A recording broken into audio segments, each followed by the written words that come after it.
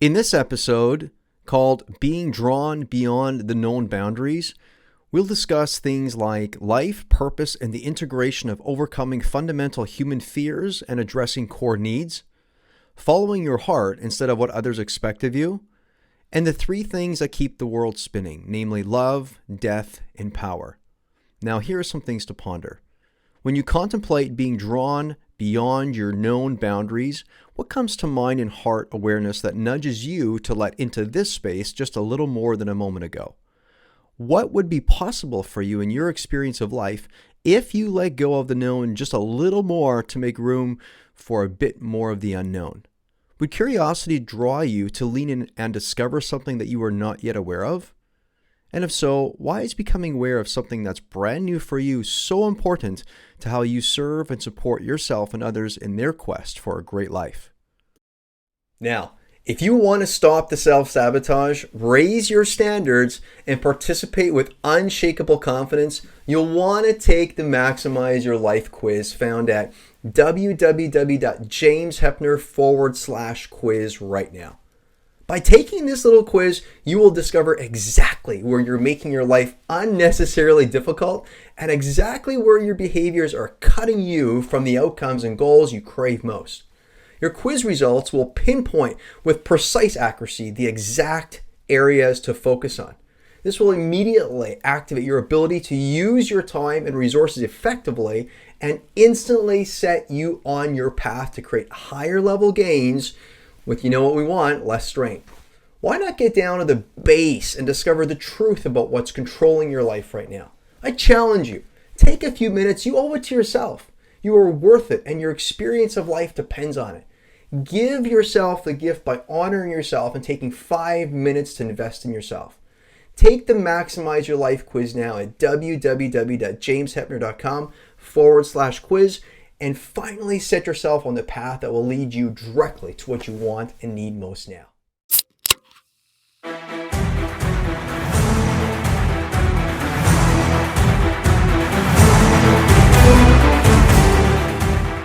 Welcome to Weekly Wins and Losses. My name is James Heppner, former real estate entrepreneur turned self-development hacker, coach, and fulfillment strategist. Each week, we bring you a thought to wrestle with that'll help you live fully alive and gain more life. Real life is made up of both wins and losses. Both were designed for your good. That's basic reality. Without facing and learning how to embrace your losses for greater gain, you miss out. You leave 50% of your life experience on the table. So with that, let's begin the show.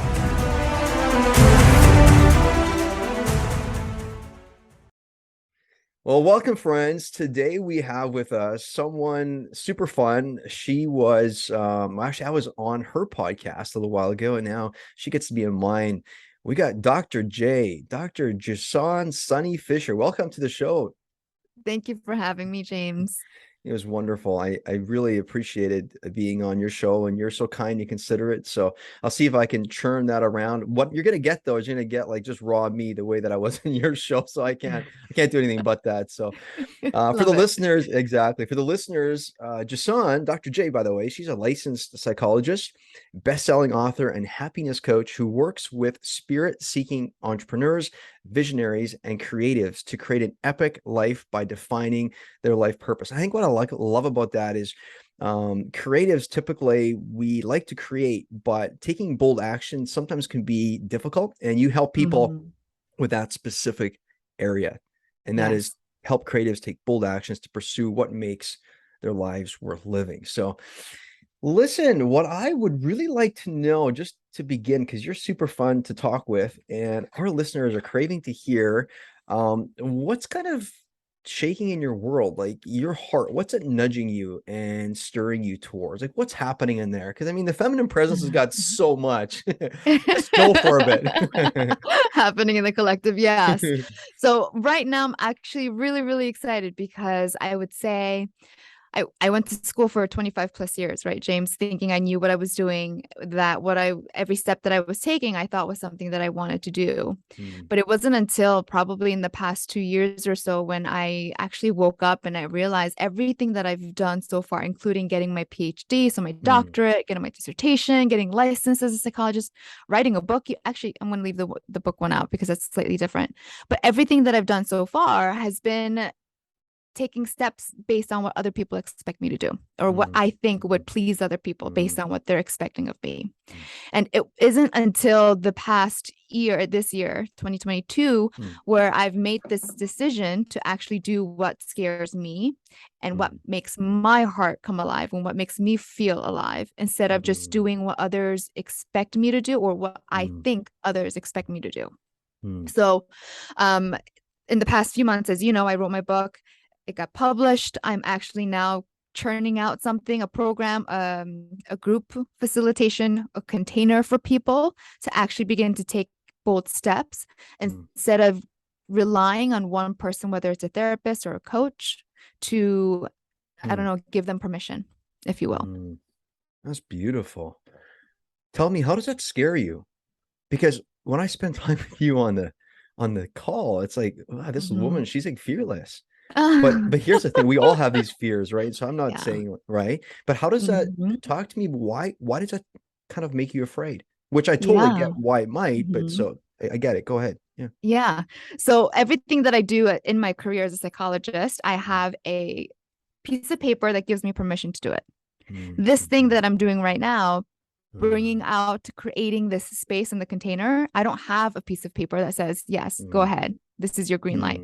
that's so I have to good. give myself the green light, which means that Wow. I have to know that I trust myself. Wow. That's incredible. You know, it's fascinating sometimes, and I don't have the luxury of having papers to prove my to I wouldn't say prove my worth, but I don't have designations. I just don't. I mean, I graduated from high Mm, school and I tried college for 2 weeks and it wasn't for me and I left. mm, But when I hear what where you're coming from, I can see, and it makes sense. I've thought it through before, but not quite to the perspective. And I think, to be honest, it kind of catches me by surprise because when I talked to you on the last call, you seem like you own your worth quite well, mm. right? It took a lot of years to get to Right? that point, even. Yeah. Right?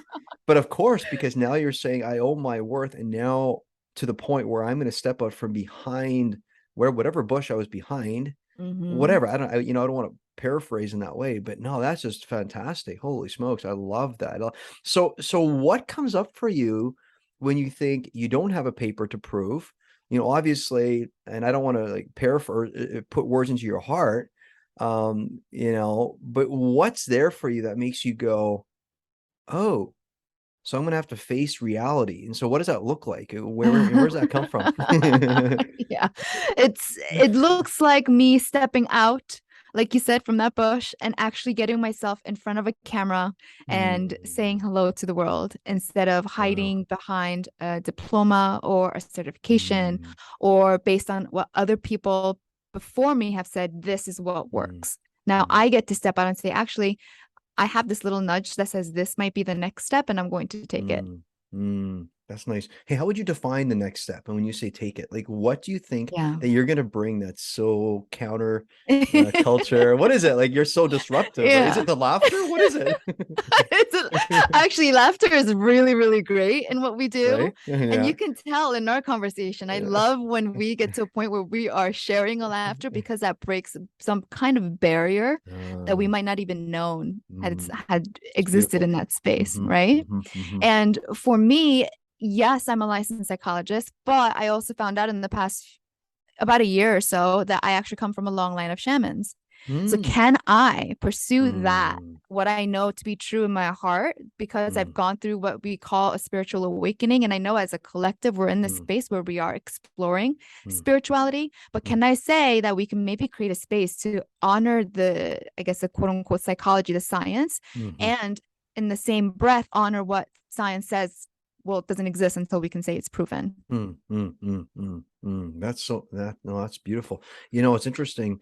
I don't know if you knew this, but my wife, she does these healing circles for women. And of course, a healing circle for women is very different than the patriarchy style of a 7-step plan, a 3-step program to like joy or whatever, right? A woman's healing circle is you get together and it's just, it isn't even necessarily led by a person. It is, someone leads it for sure, but it kind of rotates around. And what was interesting is Meg this morning, as I was getting myself ready to go and I was making myself coffee, and I made her a cup. I always make her a cup of coffee before mine. It's just something that I do for her. That's sweet. And so as I'm doing this, she says, "Hey, do you mind if I read you something?" I said, "Yeah, fantastic." And so she goes, "This kind of embodies what I do in my groups, and this is how I see things." And of course she does the disclaimer, which has me lean in even more. And she goes, "This probably won't mean much to you." And I'm thinking, "Oh, you got me now," right?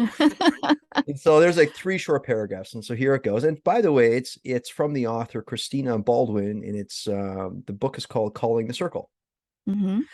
So over and over, and I thought perhaps this, I don't know how this resonates with you, but when you say you come from a family of shamans, right, this might resonate to some degree. And when you're talking about this boldness coming forward and leading in a different way, perhaps. So anyway, I'll just go ahead and read it if you don't mind. Yeah, absolutely. Over and over again, I hear people express their longing to know what to do, how to apply personal consciousness to the world in some helpful way. I believe we can apply consciousness to heal the world, and we already are. Great power lies within us. What has been missing is the mechanism for organizing this power. I believe this mechanism of empowerment and action is the circle. The kind of circle this book addresses is a council of ordinary people who convene to create a sacred space, and from that space accomplish a specific task, supporting each other in the process. Because it has a sense of containment, the circle has a beginning, middle, and an end that are framed through simple rituals appropriate to the group and setting. The circle has a shared verbalized intention so that everyone knows why they are gathered. Now, this last paragraph just got me. I loved it so much. The circle self-governs and corrects its course through the adoption of common sense agreements of behavior. And when confusion arises or the way is momentarily lost, everyone agrees to fall into a reflective silence, refocus on their group's highest purpose, and follow protocols for problem solving that reestablish trust and cohesion. In such a circle, leadership rotates responsibilities shared, and the group comes to rely deeply on the spirit. Wow. I saw you getting choked up. Yeah. At a particular point. And I'm curious to know, James, what about that? You said the third paragraph is what got you. What about the third paragraph got to you?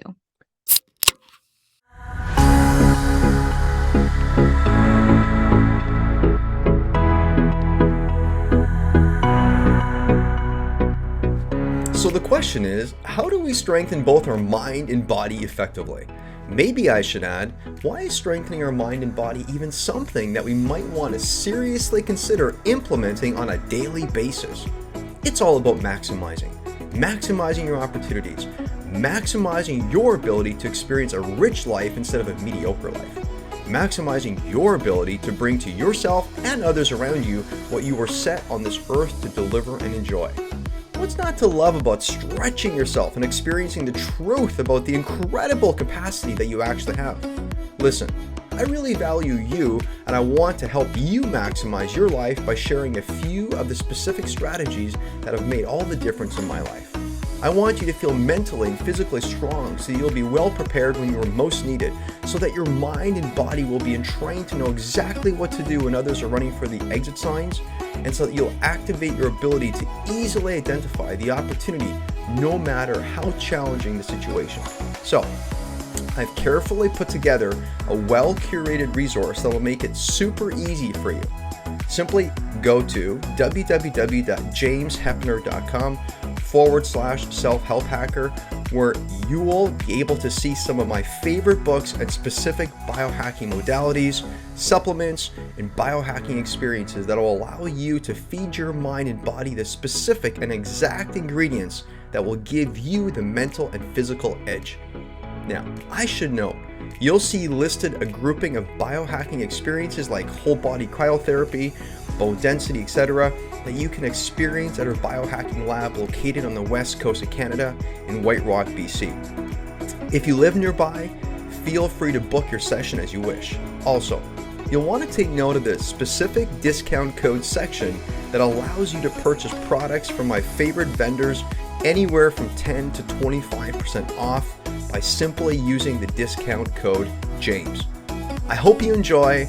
To your life force, to your strength, here we go.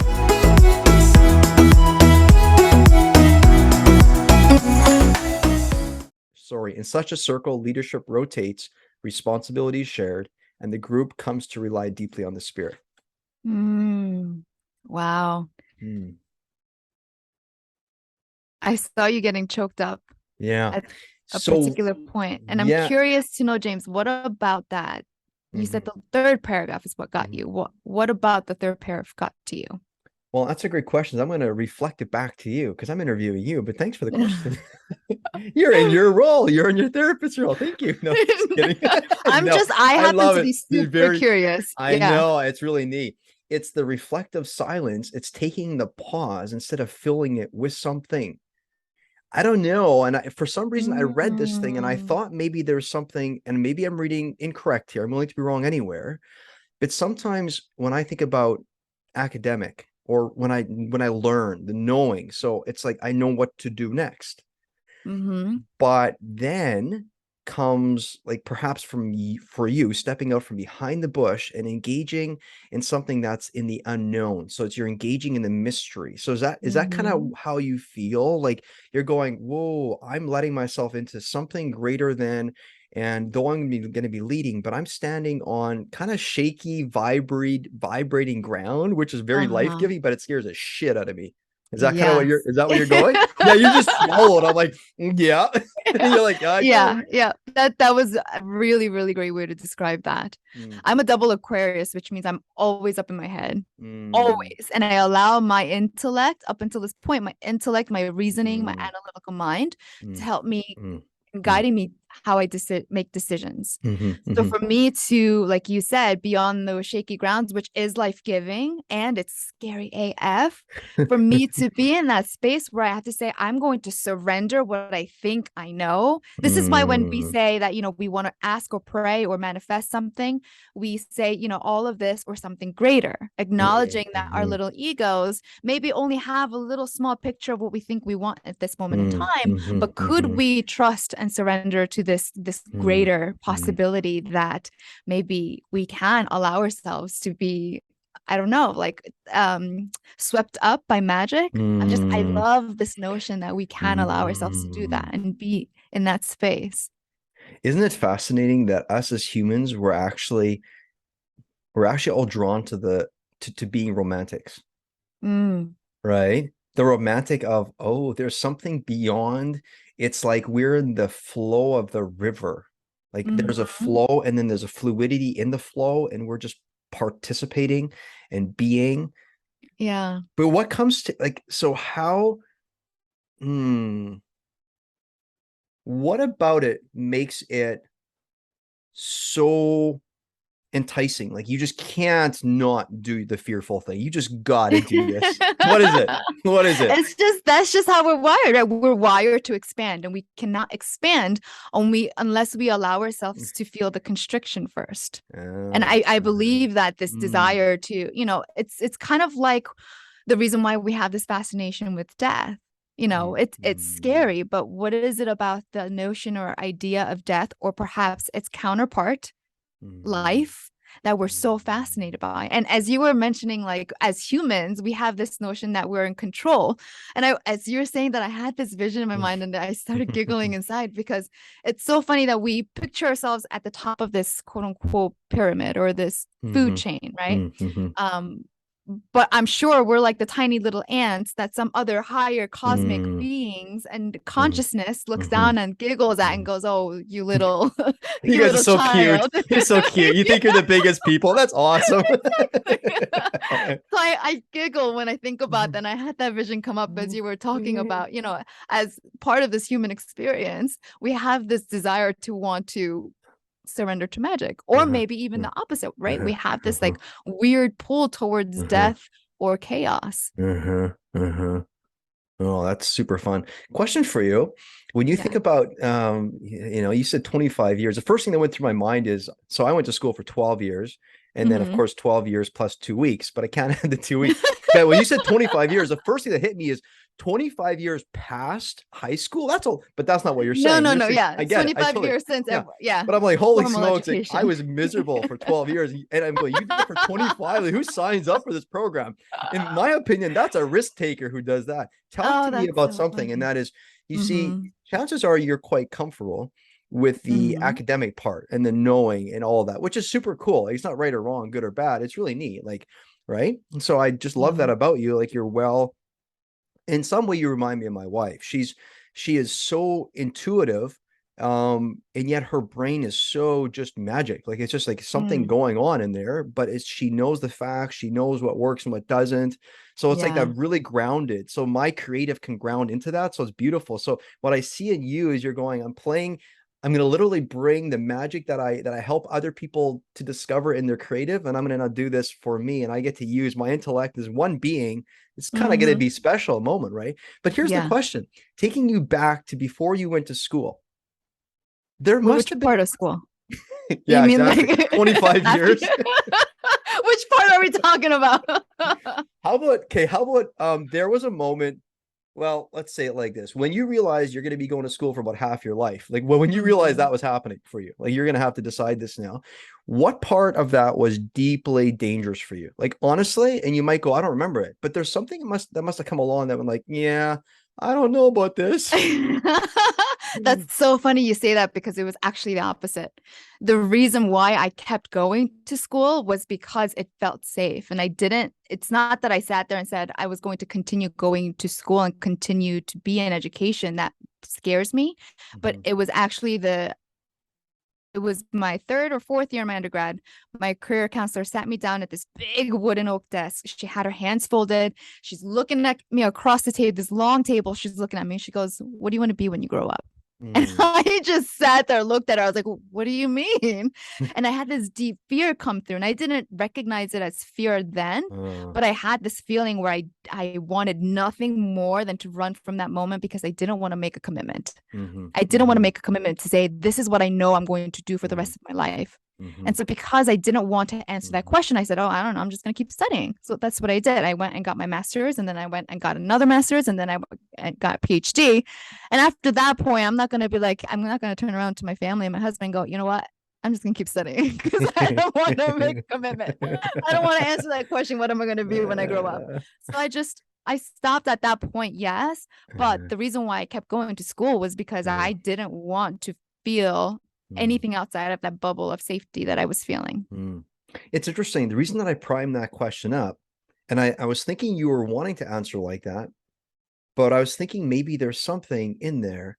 Mm-hmm. Actually, by going to school, there was something that drew you, because sometimes, and correct me if I'm wrong here, I'm willing to be wrong anywhere, but to sacrifice and pay the price, unless you were so full of fear. Do you think you were Mm-hmm. so full of fear, like it was just so encompassing that you literally were like, actually, no, I'm not doing this because there's something that's almost elusive and it's kind of dangerous? Because that's often why we follow through long term with something, because there's something that draws us, something that Mm-hmm. makes us just be drawn to that ache, right? Mm, maybe. I think in my situation, consciously, I was telling myself that if I kept going to school, I would have all of those credentials Mm-hmm. and the abbreviations and letters after my name, and Mm-hmm. I'd get the, I don't know, respect Mm-hmm. Makes from sense. other people, and Yeah. maybe that's what I wanted. But Yeah. the one thing that resonates for me as you're saying this is I knew deep down inside that I wasn't and I didn't want to be an echo. So there are people in this Mm-hmm. world that create and Mm-hmm. pull from this tapestry of life Mm-hmm. and bring Mm-hmm. it down for us to Mm-hmm. actually recognize in the human form. Mm-hmm. And then there are others of us who maybe it's just the timing of our lives, but we echo Mm-hmm. what we learn from other people. That's what our formal education system does right now. It Mm-hmm. doesn't Mm-hmm. encourage Mhm, mhm, curiosity or mhm, creativity, it encourages mhm, echo. So for a while, I knew that by going to school, all I was doing was learning from what, our forefathers have learned and taught us about whatever field we're studying in. And I knew that, I mean, I didn't tell myself consciously, but unconsciously, I knew that's not what I wanted to do. I didn't want to just repeat what other people have said and continue to do what other people say that we should do. And that's been a big part of my journey, is allowing myself to give myself permission instead of waiting for someone else. Because for as long as I remember, and this was totally not on purpose by my mom or maliciously done, but she was trying to protect me. So if I was 5 years old and I see my mom in the kitchen, she's, making food or cleaning the dishes, and I want to help her. And I say, Mom, let me do the dishes. Let me do the dishes. And she looks down at me, goes, you're too small. And every time I would try and step up and do something and make a difference, I was always told, well, you're too, small, too much of a girl, or too, so I've been conditioned to rely on other people for permission. And so for me, this has been many, many years in the making of a big life lesson that says, I need to give myself permission if I want to create anything that's of worth. That is so interesting, right? And I love what you're bringing to heart for me is, okay, I'm just going to unfold here for a second, because I've spent some time with you on your show, and we were talking about specific things. And if you'd ask me, and of course, you bring value and worth, but what you just said to me makes me feel as though you wonder sometimes. And again, I have not a clue, but I'll say it like this. How is it, and why is it perhaps that unless we really go for the thing, like you said before, that makes us slightly afraid, like very afraid? Why is it that unless we activate that side of our potential, that we're actually wondering if we're making a difference? Why is that? Oh, wow. That's a really great question. Unless we're pushing the boundaries, pushing the envelope, and feeling that fear, why is it that outside of that, we don't feel like we're making or creating something of worth? Yeah, because, and I'm just kind of flipping it, like, well, what you're saying, I need to make sure I'm creating something of worth. And I'm sitting here going, I want to tell you that you've already created lots of worth, which to some degree, but there's something that I wonder if we don't respect or honor about ourselves more when we go for something that just scares the what out of us, right? Makes us go like, oh, could I don't know. Well, let's go. And then we go, I'm feeling it. It's like that edge, but I don't want to put words in your mouth. What do you think it is? Let's talk through this, because this is actually really intriguing. So I'm linking it back to what I Well, already know thank so you. far. The rest hasn't been, but this is okay. I love conversations where I feel stumped and I need to actually think it through instead of I already have the answer because I've already thought about this, right? So my challenge with you is, of course, is getting you out of your brain, and now you love it in the brain. I'm like, oh, yeah. No Yes, exactly. So good. what I've discovered, and that I published in my book, is that there are 3 fundamental human fears. And these 3 fears, the more that we look at it, have everything to do with the 3 only things in this world that matter. So there are only 3 things in this world, James, that keeps the world spinning. Love, death, and power. When you think about it, there's nothing else in this world that matters but those 3 things. Those are the big, big kahunas when we think about what keeps the world spinning: love, death, and power. Money is just a bridge if someone's thinking money, right? It's just a bridge to one of those 3 things. Now, the 3 fears that I talk about in my book have to do with those 3 big kahunas, right? So we have this fear: are we alone? We have a fear of being helpless. And then we have a fear of being failure. We'll go through each if you want to, if you're interested. Yeah, please. But each of those, so when you think about love, it's this feeling or this fear that I am alone. So what do I mean by this? I don't mean like I'm alone, like I don't have family, I don't have friends, but we have this deep-seated fear that we are alone, that we are so different or disconnected. I think that's the big word, disconnected. And that fear only exists because we don't know how to balance 2 core human needs. And you'll find with you'll find that with each human fear, core fundamental fear, you have 2 balancing needs or 2 human needs that need to be balanced. So the 2 needs that need to be balanced is this need to be the same as everyone, and this need to be unique and special. And Mm-hmm. it's only in our abilities to balance the two, the need to be the same as everyone else and the need to be special and unique. It's only in balancing and integrate those two core human needs that we are allowed or have the capacity to overcome this fear of, am I alone? Am I loved? The second, and this is not in any specific order. So the second fear that we talk about is the fear of being helpless. And the fear of being helpless is, does what I do actually matter? Do I have agency and autonomy? And that has everything to do with power. And if you think about power, it's really about this need to balance the two human needs of, so power is, power. Oh, the power, okay, is to the need to balance being in control and the need to be taken care of. So you'll see with each of the two pairs of human needs, they're polar opposites, they're polarities.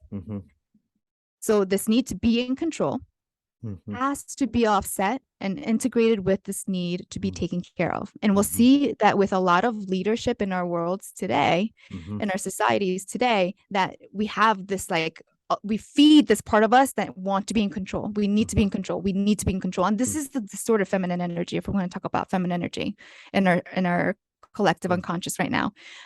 But we don't allow ourselves to be taken care of. And so when we have this complete imbalance, then we have this fear of not being in control. And that has everything to do with that big kahuna, the bucket of being having power. The third big thing that we talked about was love, power, and death. The opposite of death is survival, right? So when we think about death, it's this fear of being a failure. Am I a failure? Am I going to fail in this life? And that fear can only be overcome by balancing two things: the need to be selfish and the need to be selfless. And I think this is where my life mission aligns here with this particular fear or this bucket. But we are so taught and conditioned, James, to put other people first, right? To self-sacrifice, to people please, instead of actually looking at what it is that you need and allowing your needs to be a priority as well. And this is why when you say that you bring Meg or you make her a cup of coffee before you do your own, I smile at that because I know who you are and I know how balanced you are and I know how much you've already overcome. And I know when you're doing that, you're not doing it as an act of love me, Meg, or as an act of I need something else, an expectation of me doing this for you. You're doing it solely because it makes you feel good. Am I correct? 100%. You're not doing it because you want her to give you a big hug or to say thank you. You don't expect anything in return. Zero. So I'm going to argue that when you make Meg a cup of coffee first before you make yourself a cup of coffee, you're doing it for yourself. It's a quote unquote selfish thing. It's right? funny you say that. This morning I was going to make myself a cup of coffee, and honestly, she was barely awake. I get up really early. She's barely awake. And so I was contemplating, and I was really thirsty for a cup of coffee. I've been up really early. So I wanted my first, and it was beautiful. I couldn't wait. I was going to make it, and I'm like, I wanted to do it for me, but it's like this. So I think that our interior life controls our exterior. And the exterior is often associated with the masculine. So the masculine considers it an honor if the masculine can serve the feminine is the interior. The feminine is often from, so it's an honor for me for the feminine to allow me to serve her. It's an honor. So for me, it's an honor. It's like, I get to, it's like, wow, amazing. Yeah. Right. Yeah. So when you do it, you're not doing it in a way where it's a distorted, selfless act where you're putting other people first. It's but a you're very doing it because Yep. So it's not necessary. So when we learn to balance the two, the selfish and the selfless, it's self first. And I found no matter what, even when I think about the most critical parts of my life, points of my life, I've noticed that it's kind of like the law of physics. You toss a ball up in the air, you know it's going to come back down as long as you're standing on Earth. Just as that law of physics exists, I've known and I've noticed all throughout my life that when we put ourselves first, not in a selfish, like I'm going to do it at the expense of other people first, but self first in a way where you know in your heart, this is what makes you the best version of you. Then you create all these ripples and open up all of these doors and portals for other people to do the same. And that's the only way we can truly, authentically, genuinely, purely expand this human consciousness. Wow, that is profound. I'm curious, with the clients that you work with, what I think I'm fascinated most within what you're saying is the integration of it. Because what I've come to appreciate is our strength is found not just when we're big, but it's also when we're small. It's integrating both, and it's not one or the other. Integration is when you make room for both, and it isn't one's better than the other, and it is, I can feel strong when I am so strong. I can feel powerful, whatever. I can feel good about myself when I'm feeling insecure and secure, right? And so this polarity, so like to your point, self first, self less, in control, being taken care of, same, and then of course, like you said, special. Okay. What I'm curious on is there is this, seems to be this craving for a utopia currently, and some people are very much about just that. They just want to feel incredible, which fair enough. We all want to feel incredible. The only thing is, if you turn your face away from discomfort, right, you know what happens then? I'm not saying, by the way, I think you went to school for all these years so that's stage one of your life, and now you're going to stage two. I think it's the most fantastic thing ever. So that's my personal take. Sorry. Thank you. I think it's just fantastic. Like, you developed this so you could do the next thing, and you could, right? I think it's fantastic. But how do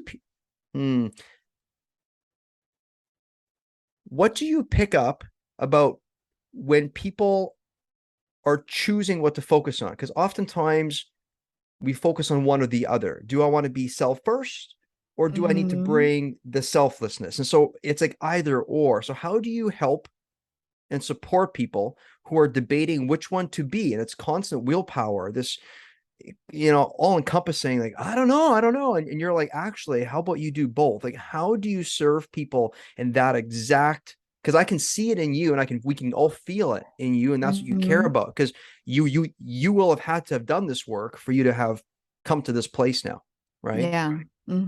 Yeah. So this is actually the reason why I was attracted to you, James.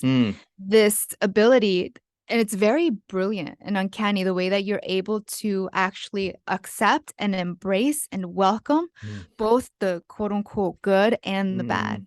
The good and the shadow, right? The light and the shadow. And this is what I love so much about you, James, is that you have this ability to do that in a way where it serves you, and it feels good to be able to embrace both sides instead of going, no, I'm just going to focus on what's good, or no, I'm going to focus on quote unquote fixing something. Maybe it doesn't have to be fixed. Maybe that's not the point, right? So maybe it's not about you going through your day and only noting what you're grateful for. Maybe you're also noting the things that you could improve if you chose to, and acknowledging that, yeah, you know what? I'm a fuck up. It's okay. I'm going to embrace that part of me, though. True. Yeah. No, I love. Okay, so yeah, you like that. You can obviously sense it when you're with someone, and I often think if you sense it, then that piece has either been activated, or it's right. You're already in that space, right? So you're kind of there. So how do you help people, if you were to speak to the audience, or just speak to them for half a second, right?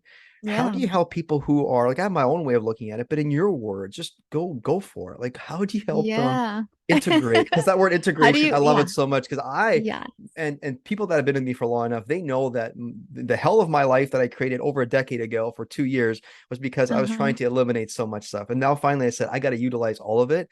And I just got to let it serve me for building my ego container. So meaning I can hold more. Hold more. And it makes me feel more alive. Like, man, I just feel like I'm leaky. Like, I'm laughing. I got so many laughing, crying tears. I'm just everywhere. You know what I mean? I love that. Oh my God. I think you actually answered that question for me. You nailed it on the nose here, Sorry. nailed it on the head. No, this is brilliant. This is why we get so along so well. Is that so there are three numbers that if there's nothing else you take away, just remember 326. Okay. 326. Yep, 326. Three is the fears that we talked about. The three only things that move the needle, the three only things that keep the world spinning. Three. Okay. I'm going to skip the two for now because we talked about the 6 core human needs and how each has a pair and it balances and integrates with one another in order for us to overcome the best that we can anyway. The 3 fears. The thing that gets us to that point of integration or union of the 3 and the 6 is the 2. Remember you know how we started this? I love this. You know how we started the podcast talking about how action is where it's at? Yes, it's great to know, reflect, but it's in the action that you actually create any kind of change or life or clarity or confidence. When you know that if you want to connect to life purpose, you know you're designed for more and you feel it, but you feel something's getting in the way and you're feeling stuck. You don't know if you're making the right decisions, or you keep finding yourself stuck in that same toxic pattern of overgiving, self-sacrificing, going back to guilt or shame, whatever that is. All you have to do is focus on the 2. Any decision that you make, as long as you make it towards one of 2 things, that's all that matters. What is going to help me feel the peace that I'm looking for right now? And what makes me feel even more alive? Oh, that's precious. Holy smokes. Well, I learned something. Oh, that was just incredible. I learned something a little while ago, and that's a saying, you'll know this way better than I would. But they say that the human being actually craves peace well beyond forgiveness. Forgiveness is just, but peace Oh, is I've what never heard that no, before. okay, yeah. So, I love that decision, the 2 decisions, peace. Holy smokes, yeah, because there's so much noise. Something that comes to heart for me is I always try and I help my people to increase the signal to noise ratio, like bring that signal, that personal, like owning yourself, bringing it to the surface. Wow, that's incredible. 326. That is really nice. That's a really nice. So that's in your book, I presume. I actually don't frame it that way in the book, Oh, but all of the details of the 326 are in the book. Yes. holy smokes. Yeah. I probably should have framed it in the book that way. Which, by the way, listeners, you got to get her book, and you're gonna have a chance to talk about it later on. But I mean, that's a little teaser. It's like, don't look for the title 326, but it's in there somewhere. That's so good. The title of the book is called The Bodhi Blueprint: Master Your Fears and Live Life on Purpose. Oh, there you go. There you go. Bodhi is short for Bodhisattva. And when I came across that word, I read and I researched, and all that I could find about the Bodhisattva is that is a person who practices quote unquote Theravedic Buddhism, or wants to put their enlightenment or transcendence on pause so they can help humanity do the same before they do it for themselves. That didn't align with me because of that notion, or that, that little piece in there that we're going to self-sacrifice for the greater good, because I don't believe that self-sacrifice is actually a quote unquote expansive thing or a good thing. And the more I meditated on it, the more I practiced the Bodhi way for myself, I realized the Bodhi is the essence, the energy of the spirit knowing that there is something greater. We're going to pursue that greater. And by doing it within ourselves, we are giving the world, I don't want to call it permission because they need to give themselves permission, but we are giving the world the opportunity, this space. We're holding down the fort for the rest of the world to do that too. So unlike the Buddhahood, or people who serve in that way, we're not self-isolating, we're not disconnecting ourselves from the rest of society. We're actually getting in there mud deep, rolling up our sleeves and going, we're in this, right? We're just as quote unquote pure as light can be, and we're just as dark and dirty as a shadow is. But this is where we roll up our sleeves and do the work. That's for me what the Bodhi is. That's so nice. I'm going to shift just a half a second. And we kind of been talking about this, but and so I know one of the things that you mentioned to myself earlier, and you said it on the show, but pushing the boundaries of what we already know. Now, what's interesting is that can just be held at a level where it's like, I've heard that before. But if listeners just take that in, pushing the boundaries of what we already know, that's a little bit like we're going into unknown territory. And how do you Mm-hmm. take step forward? In my opinion, you got to trust something, but you got to trust something that you don't know about. Yes, Tell me, exactly. tell me what do you think? What can we trust in? So tell me exactly what are you trusting in, and Mm-hmm. how have you built this ecosystem that Mm-hmm. there isn't evidence that you're ready per se, but you just know you're ready. So what have you done, or Mm. what have you come to within your Mm. contemplative times with Yeah. yourself and life and marriage and Wow. dogs and Yeah. everything that you're right? Is it just time? You're going, life's going on. I gotta just do. I gotta be. What is No it? way, no way. I am What is not on this? that hamster wheel, just letting time go. So that's a really great question, James. I think for me, the trust isn't in others or this quote unquote notion of love, or that, I mean, there are so many different cliches out there about, you fall, you can get back up type of Mhm, thing. mhm, mhm, But I've known that in my whole every experience that I have where I am breaking down in tears and I'm moved and I have no logical reasoning or explanation for why that might be, there's mm, always a truth in there that I know is real. And mm, one of those truths that I've come to find, there was a quote and I forget who said it, and I'm going to totally butcher it, but something along the lines of when the demand is there.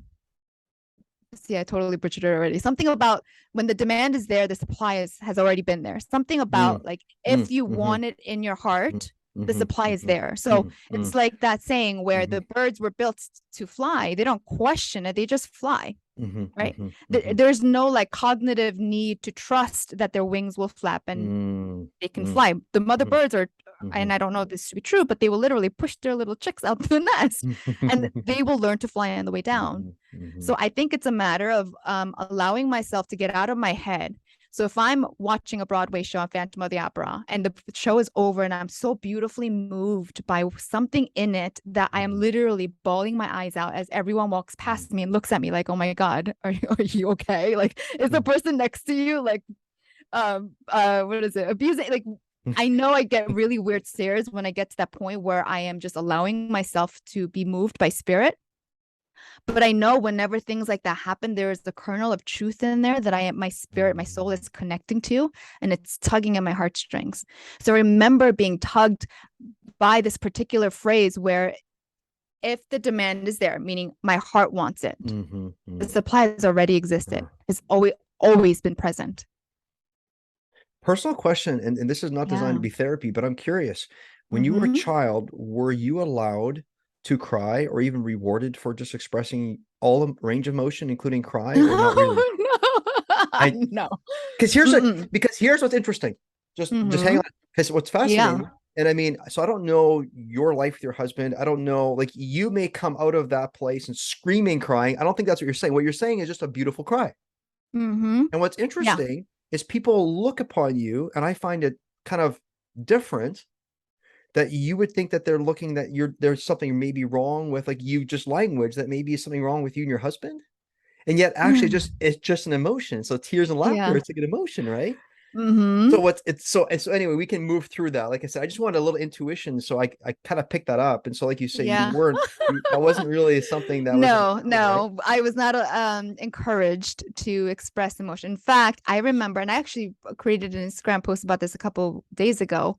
I remember I wanted nothing more in my childhood than to be Mm, up on stage performing because there was something about watching other performers, musicians, yeah. dancers, when they performed, I felt alive. Mm, And mm. I wanted to share that experience with other people. And I remember being really young, and I Wow. don't remember how old I was, and I was up on stage about to perform, but what my nervous system did when I was younger, when I got nervous, I would giggle. And I remember I I giggled was up gonna on say stage. that's probably a defense mechanism. That's Yeah. how you deal with your anxieties, right? You giggle. Yes, that was how my body, my little body deals with anxiety. Like when I was an infant, my mom said when I was barely walking, I would do this thing where I know our listeners can't see it, but I'd squeeze my fist and I constrict and I'd like shake out whatever anxiety that was like my body was trapping. But anyway, Oh. so there I was giggling on stage. After the performance, I get pulled aside and I'm being almost like reprimanded. Why were you giggling up on stage? You were the only person up there giggling. What was wrong with you? Like, and I Wow. remember being so reprimanded. And in that moment, my heart broke and I said, okay, performing is Wow. not for me.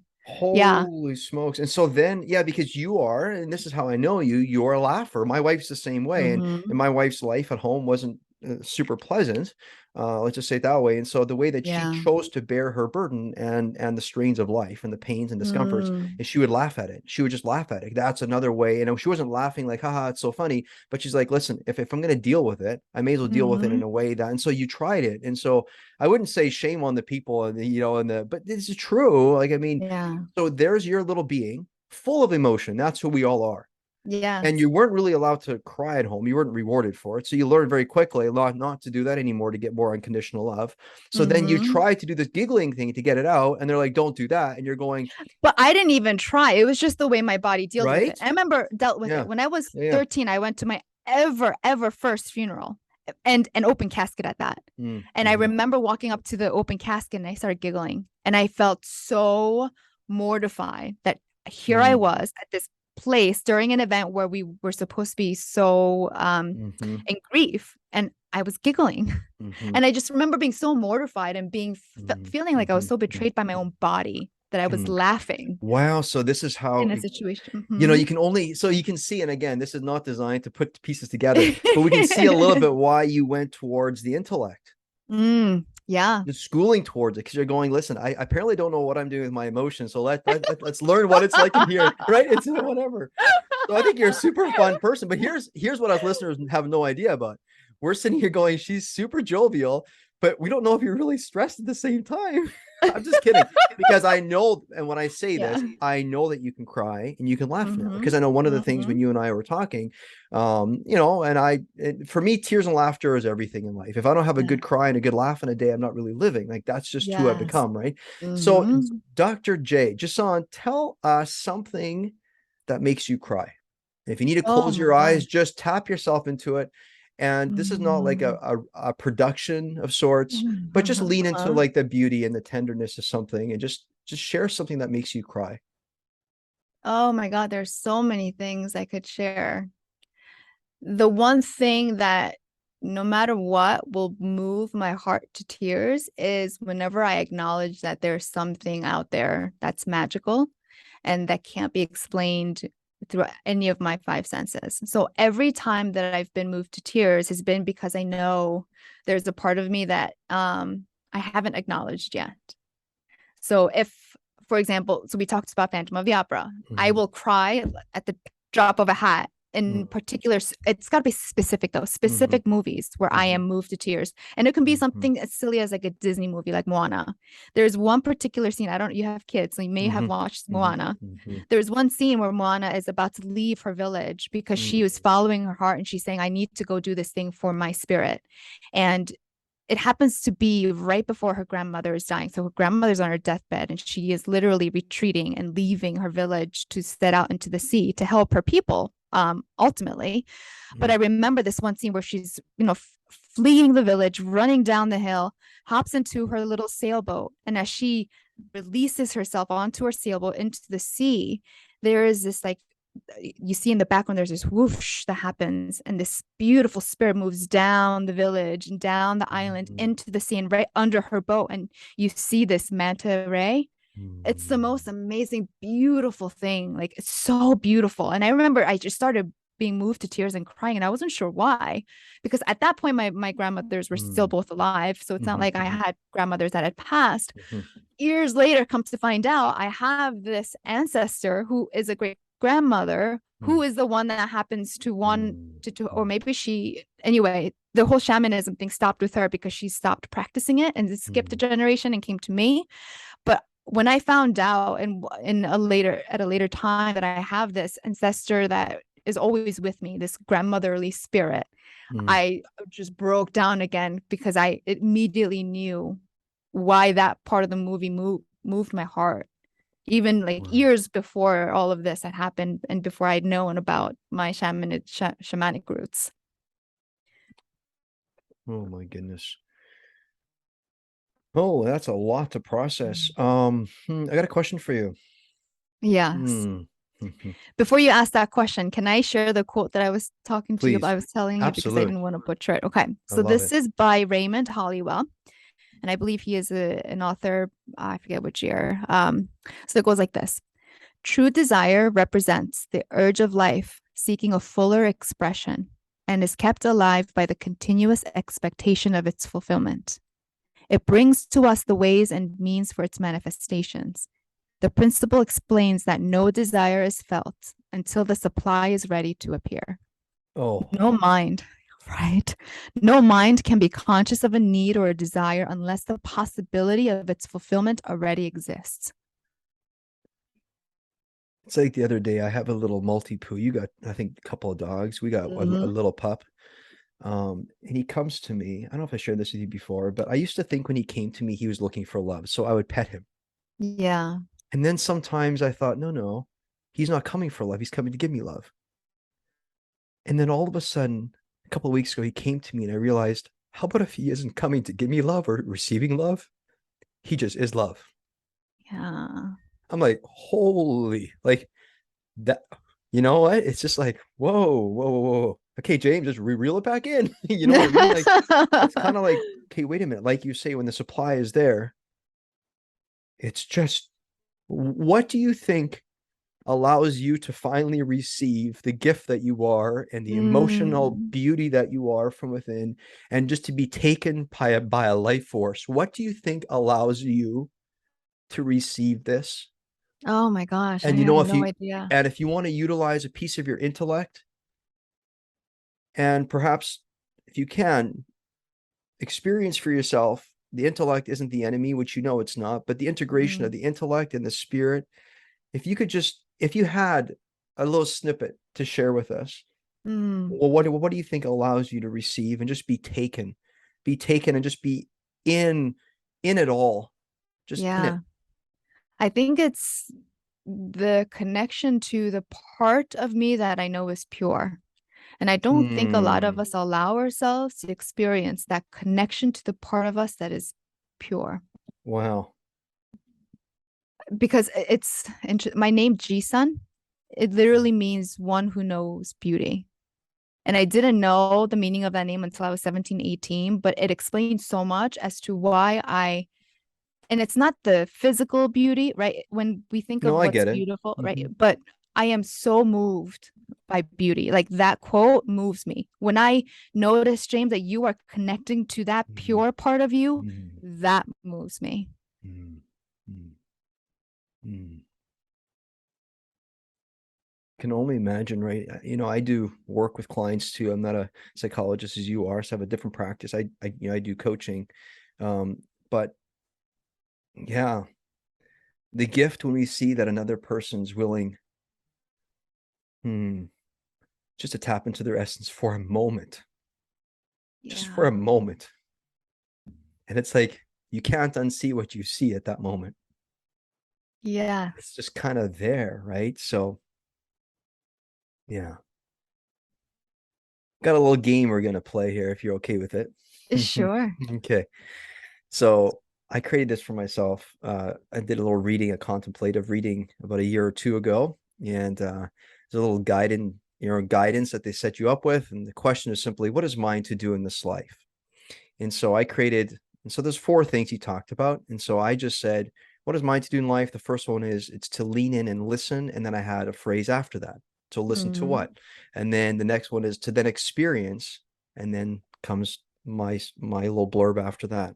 And then to live within what? And then the last part is to then drop into. So I'm going to read you mine, and then Okay. I'm going to ask you yours. Okay. Okay.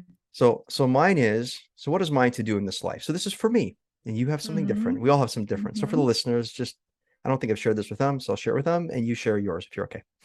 Yeah.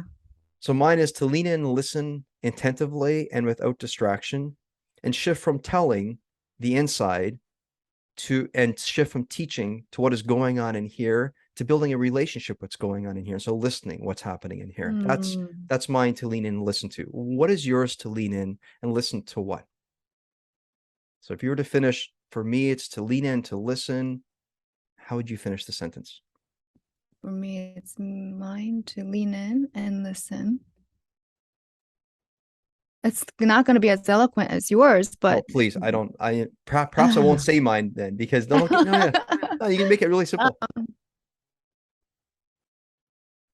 And actually, if you want to go beyond, you don't have to use to lean in and listen. You just, if you want to say okay. something different. Yeah. So what is yours to Mhm. do in this life? For me, the first one is to lean in and listen. But what Oh, do you I think see. your first? Go ahead. What is mine to do in this life? Right. To give myself permission to trust. Mhm. And if you trust, you will experience what? For me, it was to then experience with an open heart and, Mm, and an insatiable hunger. And what is yours based on your first answer? yeah, yeah. The spirit. Experience the spirit. Ooh, that's so good. Okay. And so for me, it's to live within a new courage and a new trust to radically accept myself like never before. So Mm, for you is when you experience a spirit, you then live within what? What is it for you? What do you live within? freedom. Mm, beautiful. And for me, it's then to drop into a life giving grace of surrender that it's always been about giving of my whole self that actually means everything, not the perfection of it. So for you, Mm, it's to mm. experience the spirit so that you can live within the freedom, so that you can then drop into what? Truth. Ooh, let me write this down here.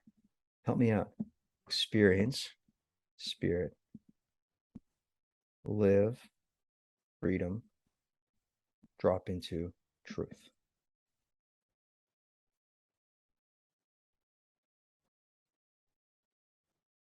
Hey, how does that resonate with you? If we just stress test that, we got a hard stop coming up Yeah, soon here. yeah. Mm-hmm. I have the chills. Like Mm-hmm. I had the chills as you were reading back to me what I had just said, Mm-hmm. and you put it into your framework. Mm-hmm. It really does distill down Mm-hmm. the essence of how I keep showing up or I want to keep showing up every day. Well, and I'll say this. I know you very little, but the truth is you're good. Mm, And the truth is that everything that you are belongs. All those tears, all that laughter, mhm. including the giggling. My wife has laughed at an open casket too. So I know what it's like. And honestly speaking, I didn't know how to laugh before I met her. Oh, And I was very wow. nervous about laughing, but I didn't cry either. Mm. I was like totally shut off. But she taught me how to laugh. And it was so nice. And so later on in life, I learned to take in the other side of life, which is to experience the other side. And it's both giving joy. And so all that I happen to know is that I say this: your laughter at a funeral, I think Mm, sometimes shakes it in an interesting way because we can deal with strain in such a way where we literally bury ourselves before we're there. mm-hmm. Or why not experience the traumas through a little bit of jovial? But I get it. I'm not saying that if you're trapping yourself with not being able to feel that, that's no Mm-hmm. fun, right? But Mm-hmm. anyway, so wonderful. All right, so last question, and then I need to let you go because you got dogs to walk. You gave me that indication earlier. Thank you so much. Where in your life, and my listeners soak this stuff up, not because that they have unhelpful desires towards my guests, but they want to know the real you in the sense of, okay, so now share with all of us where you struggle. Just be honest. Where do you struggle? Mm. Okay, really great question. And if I am completely transparent and raw, my biggest struggle is accepting um romantic love. Mm, mm, I will watch quote unquote rom-coms and I want nothing to do with it. mm, And I don't know if it's a phase in my life where I am learning to peel back another layer of a trauma that I need to integrate, or if I am discovering parts of myself that just really require honest, deep reflections. But when mm, it comes to me sitting down and listening to something romantic or watching something romantic, I'm bored. Mm. And I've come to realize that the past probably 8 months or so. And it's been, I don't know if I'm distracting from it, I'll be honest, but that's where I'm struggling the most, is accepting the romantic love. Because I have a loving husband. Yeah. I have a wonderful life. We've known each other for a very long time. And there's nothing wrong with him. So for a while, I thought there must be something wrong with me. But it's a part of me that needs to die so that I can be, reborn and reintegrate something new. It sounds like you're about on a journey where you're romancing yourself right now, is what it sounds like to me, right? Oh, you nailed it. Oh my God, you nailed it. Yes.